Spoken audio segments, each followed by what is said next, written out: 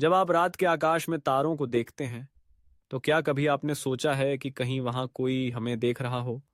क्या हम ब्रह्मांड में अकेले हैं?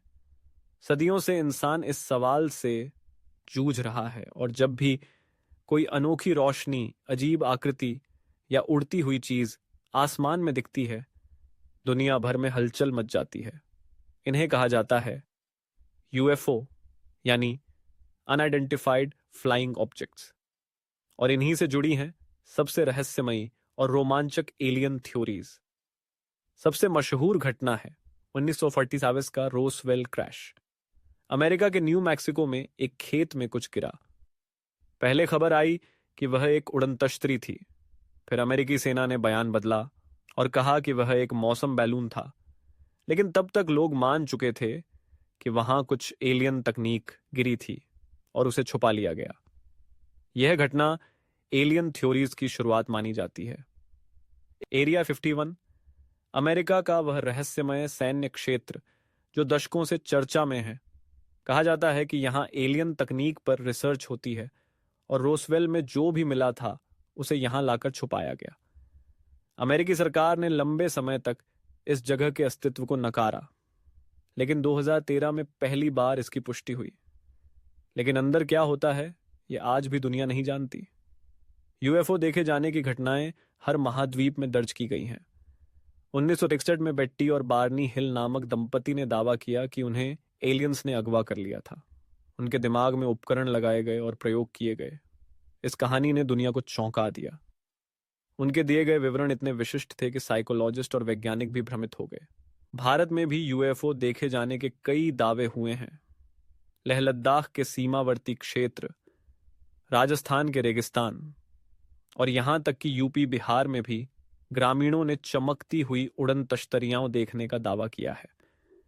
2013 में भारतीय सेना ने लद्दाख में उड़ती हुई रहस्यमयी वस्तुओं की रिपोर्ट दी, जिसे आज तक कोई नहीं समझ पाया।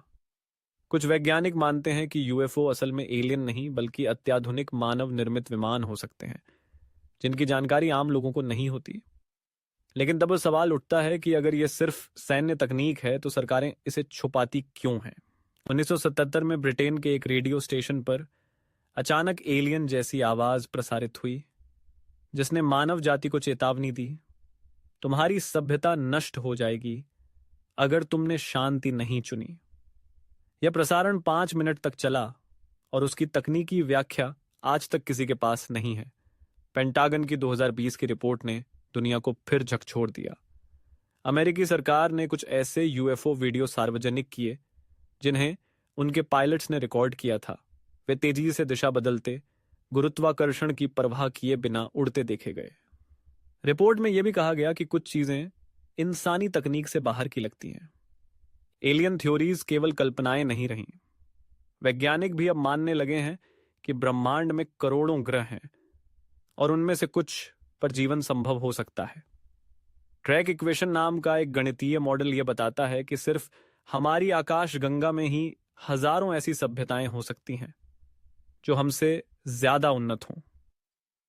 एस्टेरॉयड बेल्ट और मंगल ग्रह पर भी अजीब संरचनाएं देखी गई हैं, जिनके बारे में कहा जाता है कि वे प्राकृतिक नहीं बल्कि कृत्रिम हो सकती हैं।